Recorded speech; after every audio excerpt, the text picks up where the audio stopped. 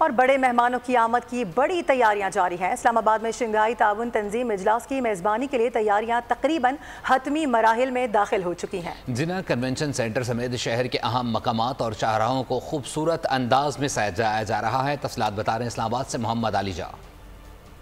23वीं Shanghai ताउन तंजीम का इजलास पाकिस्तान में होने जा रहा है। शहर इक़्तिदार, शहर बेमिसाल इस्लामाबाद में उस हवाले से तज़ीन और आइश का सिलसिला जारी है। वफाकी वज़ीर दाखिला मोहसिन नकवी की क़यादत में एक अहम इजलास भी हुआ है, जिसमें कमिश्नर इस्लामाबाद, DC इस्लामाबाद और दीगर आला हुकाम ने शिरकत की है और फोकस ये किया है कि शहर इक़्तिदार की खूबसूरती में मज़ीद इजाफ़ा किया जाएगा।